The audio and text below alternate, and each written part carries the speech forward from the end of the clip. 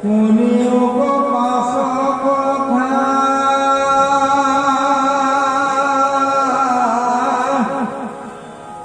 বিদুৰ মহন্ত তথা যি কৰিলা পীঠ মহাভাগে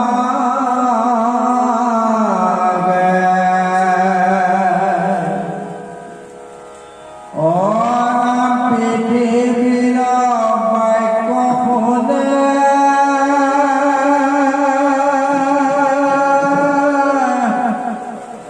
পাছে ৰাজা মনে গুণি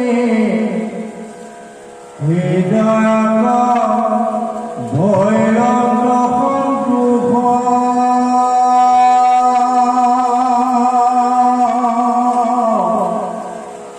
পৰময় আনন্দ হুবিয়া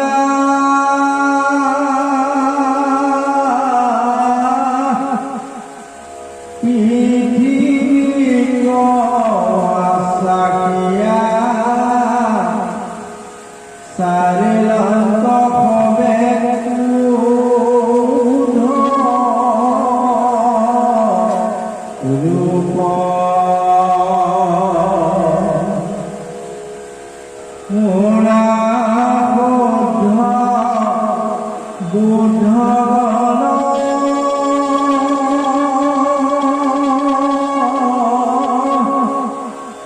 স্থিৰ কৰি প্ৰাণ ভাগৱত কথা মধ্যে সাৰ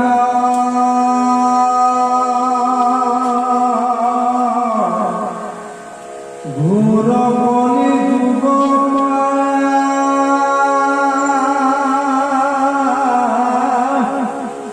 কেনে আছা নিচিন্তিয়া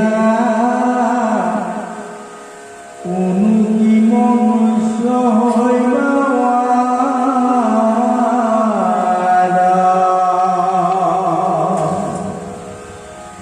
এদিখনে যাইবে প্ৰাণ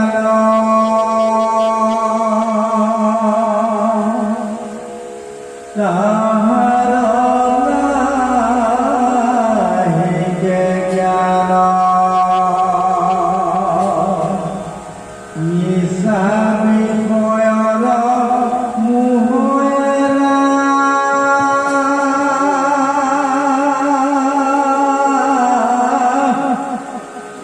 জন্মৰ সাফল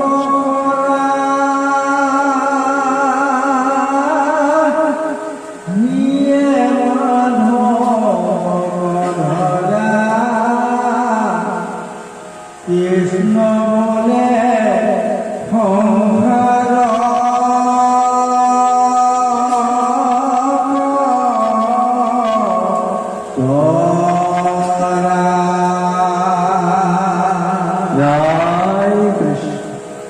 পৃথিৱীৰ সু উপদেশ শুনাৰ পিছত মহাৰাজে কি কৰিলে?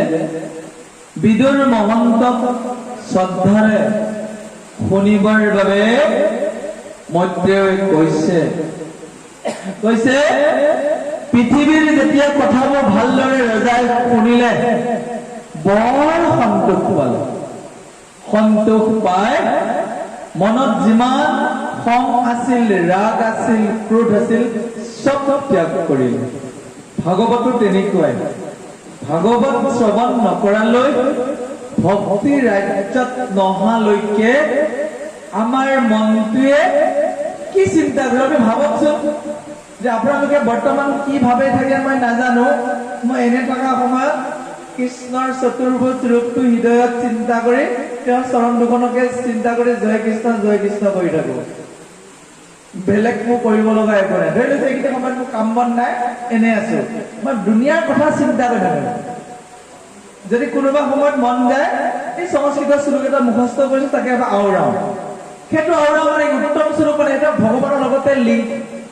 বোলে নাই মোৰ মনত পেলাবলৈ ইচ্ছা যোৱা নাই একো শ্লোক পদ, একো ভাবি নাথাকো ল'ৰাটোৱে ডাঙৰ হৈ কি কৰিব ছোৱালীজনী কি এইবিলাক চিন্তা প্ৰশ্ন নাই আগতে আছিলে আগতে সেইবিলাককে লৈ জীৱনটো কটাইছিলো ইছৰাম বৰষুণ দিছে কেনেকে বা যাম যোৱা সময়ত এইবিলাক চিন্তা আগতে আছিল এতিয়াতো চিন্তা যে প্ৰভু তোমাৰ গুণানুকীৰ্তন কৰিছো এতিয়াতো যোৱা সময় হোৱা নাই কিজানি তুমি যোৱা সময়লৈ ফৰকালে কৰি দিয়া আকৌ যদি তুমি বেছিকৈ ভালৰ কাৰণে কৰিছা আজি অকণ বেছিকে শুনিম আৰু এইটোৱে কথাটো কৈছো তাৰ ঈশ্বৰে যি কৰে ভালেই কৰে আৰু আমাক লাগতিয়াল কামটোহে তেওঁ কৰিব ঠিক সেইদৰে এই মনটোৱে কৃষ্ণৰ চিন্তাত নিমগ্ন হোৱাটোৱে হৈছে মানুহৰ সফল জীৱন এই আনন্দটো কাৰো লগত তুলনা কৰিব নোৱাৰি আপুনি খোৱা কথা চিন্তা কৰিলে কি ভাবি থাকিব ভালকে এসাঁজ পাইছিল ভাবি থাকি কিবা কামত হ'ব নেকি ভালকে খোৱা মানে আপুনি পেটলৈ কিছুমান বেমাৰ সোমোৱাই লৈছে জিভাত বেছি জুতি লাগিব কেতিয়া যেতিয়া মছলা তেল পিঁয়াজ বেছি হ'ব সেইটো বেছি হোৱা মানে কি আপোনাৰ পেটত লেয়াৰ পৰি থাকিব নীলা নীলা গেছবোৰে কি হৈছে আপুনি উফন দি থাকিব কিবা অকণমান পিঠাগুৰি জাতীয় খাই দিলে পেটটো উফৰি আহিব খোৱা কথা চিন্তা কৰি লাভেই নাই বিষয় বাসনা চিন্তা কৰিতো লাভেই নাই কাম ভক্ত ত্ৰিভুৱনে নাই যত দিয়া মানে তাৰত তৃষ্ণা বাঢ়ি যায় এইটো এনেকুৱা এটা পুখুৰী দিলে ভগৱানে যিটো পুখুৰীত যিমান আপুনি যোগান নধৰক কাহানিও নভৰে তাক ভৰুৱা কথা চিন্তা কৰি কি লাভ আছে এনেকুৱা এখন জিভা দিছে যিখনক সদায় যতনাই থাকিলেও চাহ খোৱা মানুহবিলাকে সদায় খাই থাকে কোনোবাই কৈছে নেকি কেতিয়াবা আজি নাখাওঁ দে যিমানে নহওক গাখীৰ চাহ নেকি নাই একাপ খাই উঠিছিলো আৰু তাত এইবোৰ হৈছে আমাৰ দেহত থকা দেৱতা ইহঁতক সন্তুষ্ট নকৰি জনা ব্যক্তিসকলে হৃদয়ত থকা পৰম দেৱতাক এইটো আধ্যাত্মিক তত্ত্ব আৰু হৃদয়ত কৃষ্ণ আছে নে কৃষ্ণক চিন্তা কৰি থাকে জিভা পাতৰ সোৱাদটো চিন্তা কৰি কি লাভ আছে চকুৰ দৃষ্টি নিয়ন্ত্ৰণ কথাটো মানুহজনীক যেনিবা চাই থাকি ভালেই লাগে চাই থকা মানে বিপদহে সেই বিপদে লম্বিব আপোনাক নিশ্চয় ভাল যি চাইছিলো ডেকা বয়সত এতিয়া তাৰ মুখলৈ চাই কি লাভ আছে তাৰ চৰণলৈ চাওঁ এতিয়া তাই ভকতি মাতৃ সেইটো নহয় জানো আমাৰ চিন্তাবোৰ পৰিৱৰ্তনৰ নাম ভক্তি একেইজনেই মানুহ একেইখনেই পৃথিৱী একেটাই সূৰ্যৰ তলত আছো কেৱল আমাৰ চিন্তাৰ গতিধাৰাটো পৰিৱৰ্তনৰ নাম ভক্তি এতিয়া মানুহজনীৰ মাতটো এতিয়াও ভাল পাওঁ যেতিয়া প্ৰাৰ্থনা এটা গায়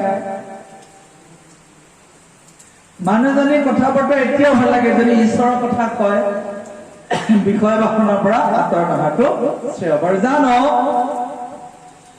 পৃথিৱীৰ সুপদেশ শুনি ৰজা আনন্দিত হল আৰু অন্তৰৰ পৰা ক্ৰোধ এৰি দিলে আমাক কি এৰা উপদেশ দিছে যে তুমি বৈৰাগ্য সাধন কৰা তুমিও কাম ক্ৰোধ এৰি দিয়া পৃথিৱীৰ বাক্য শুনি পাছে ৰাজা মনে গুণি হৃদয়ত ভৈলন্ত সন্তোষ পৰম আনন্দ হইয়া পৃথিৱীক আশ্চৰ্যা চাৰিলান্ত হবে ক্ৰোধ ৰূপ পৃথিৱীক কলে মই তোমাৰ ওপৰত পৰিত্যাগ কৰিলো এতিয়া মই তোমাক গ্ৰহণ কৰি লাগতিয়াল সমস্ত বস্তুবোৰ মই আহৰণ কৰিম অৰ্থাৎ হাতত থকা সম্পদটোক নষ্ট নকৰি তাকে মূল্যৱান ৰূপে পৰ্যবেক্ষিত কৰিছে আপুনি আপোনাৰ জীৱনটো বিফল হল বুলি ভবাতকৈ এতিয়াও কৃষ্ণ নামেৰে আপুনি তাক এনেকুৱাকে আচলতে ভকত হোৱাৰ পিছত মানুহ বেছি উজ্জীৱিতহে হয় বিষয় বাসনাত থাকি এটা মানুহ পামযোৱা বেলুনটোৰ নিচিনা হয় সমস্ত শক্তি নষ্ট হৈ থাকে চিন্তাবোৰ ধন টকা পইচাত ল'ৰা ছোৱালীক চিন্তা দিওঁতে 50 বছৰতে শুকাই খিনাই আহে যেতিয়া সেইটো এৰি ভক্তি ৰাজ্যত যায় গাল একদম ইমান ধুনীয়া এটা গ্লেজিং আহি যাব কথাত গম্ভীৰতা আহি যাব আৰু দুগুণ উৎসাহেৰে কাম কৰাৰ কি পায় উৎসাহিত ভকত হোৱাই বেছি লাভ আৰু জানো অৱশেষত বৰ ধুনীয়াকে কৈছে হে নৰনাৰীগণ মন প্ৰাণ স্থিৰ কৰা এই পৃথিৱীত সাৰ আছে, ভাগৱতৰ কথাহে বোলে সাৰ। আৰু এই কলি যুগত যি মনুষ্য জন্ম লাভ কৰিছা আৰু পাম বুলি আৰু নাভাবিবা। আমি কোৱা নাই, পদ ফাঁকিয়ে কি কৈছে শুনি যাও। শুনা শুদ্ধ বুদ্ধগণ ভকতক অতি শুদ্ধ আৰু জ্ঞানী বুলি সম্বোধন কৰিছে। স্থিৰ কৰা প্ৰাণ আৰু মন। আমি অস্থিৰ হৈ থাকো, কি হব কি হব, সেইটো এৰি দিয়ক। ভাগৱত কথা মধ্যে সাৰ। ঘূৰ কলি যুগ পায়া, কেনে আছা নিচিন্তিয়া, পুনু কি মনুষ্য হইবাৰ, আকৌ এবাৰ মনুষ্য জন্ম পোৱা চিন্তা বাদ দিয়ক। কোনদিনাখন প্ৰাণটো গুচি যাব, জ্ঞান নাইকিয়া হৈ যাব, ঠিক নাই। এই জীয়াই থকা সময়তে কৃষ্ণক হৃদয়ত ধাৰণ কৰি জয় কৃষ্ণ বুলি জন্মটো সফল কৰা। কি কৈছে? কেতিক্ষণে যাইবে প্ৰাণ, তাৰ নাহি কি একো জ্ঞান, সমস্ত মিছা বিষয়ৰ মোহ এৰা। তুমি তোমাৰ জন্ম সফল কৰা, হৃদয়ৰ মধ্যে মাধৱক অংকন কৰা, জয় কৃষ্ণ বুলি সংসাৰ কতৰা। জয় কৃষ্ণ। তাৰে নাম এই যে জয় কৃষ্ণ কৈছে, ই অবিনাশী, ই জমা হৈ আছে। পাহৰিছিলে, আজি আপোনালোকৰ জমা নাছিলে, এই মাত্ৰ জমা হৈছে। হয়, সেইটো মই মনত পেলাই দিলে নিজে নিজে কৈ থাকো, মইতো কৈয়ে থাকো। মই কিন্তু জমা কৰাত উস্তাদ। মন গলে কোনো একো নাথাকিলে এনে এনে জয় কৃষ্ণ কৰি থাকো। ওচৰত থকা মানুহকেইটা পাগল বুলি ভাবিব। এনে চিন্তা কৰি আছো, কৃষ্ণক চিন্তা কৰি আছো, এনে মুখৰ পৰা জয় কৃষ্ণ ওলাই। কোনোবা মানুহ যদি ওচৰত থাকে পাগল বুলি ভাবিব। ভাবক আৰু, কৃষ্ণ পাগলটো হয়, ভাগৱতৰ পাগলটো হয়। দিনে নিশাই কালি ৰাতিটো এফাল ৰাতি, এই ৰাতিপুৱা সময়ত এই কৈছোহি, আকৌ দিনটো এজেগাত, আকৌ এতিয়া হয়নে? এতিয়া যদি কোনোবাই ভকতে কয় আমাৰ ঘৰটো দুৱাইঠামান মাৰিব লাগিব, কি চহী কৰিবলৈ ভাবিছে নেকি? ৰক্ষা নাই। সেইকাৰণে এইটো কৃষ্ণই ভাগৱতৰটো সঁচাকে তাৰ প্ৰেমত পৰিছো। যেতিয়া এটা ল'ৰাই এজনী নব, যেতিয়া দুজনৰ মাজত মনৰ মিল হৈ যায়, খোৱা বোৱা উৰা পিন্ধা সময়ৰ কথা নাথাকে, তাৰে চিন্তা কৰি থাকে। আমি যেনিবা ট্ৰেকটো চেঞ্জ কৰি কৃষ্ণ চিন্তা কৰি আছো, ভাগৱতৰ চিন্তা কৰি আছো। বেছিকে মই এই পদ শ্লোকবোৰ বেছি চিন্তা কৰো, সেইবোৰ মোৰ লগৰীয়াৰ নিচিনা হৈ গৈছে। সংস্কৃতৰ শ্লোকবোৰ জানোৱে, তাকে মাতি থাকো, ভাল লাগে কিবা এটা। ভগৱানক ভাবো, তোমাৰ নামেৰে তোমাকে পুজিছো। প্ৰাৰ্থনাটো গোৱা মানে মই জানিছো ভগৱানকে পূজা কৰা হৈছে। ইমান সুন্দৰ মানৱ জীৱন, হৃদয়ত কৃষ্ণক ধৰা আৰু মুখে নাম উচ্চাৰণ কৰি সাধুৰ সংগ অনুসৰণ, এয়া শাস্ত্ৰৰ সিদ্ধান্ত। আৰু অলপ পিছতে আমাৰ সামৰণি পৰিব। আহক আমি পুনৰ প্ৰভুজনৰ কণ্ঠৰে শ্ৰৱণ কৰো। জয় কৃষ্ণ।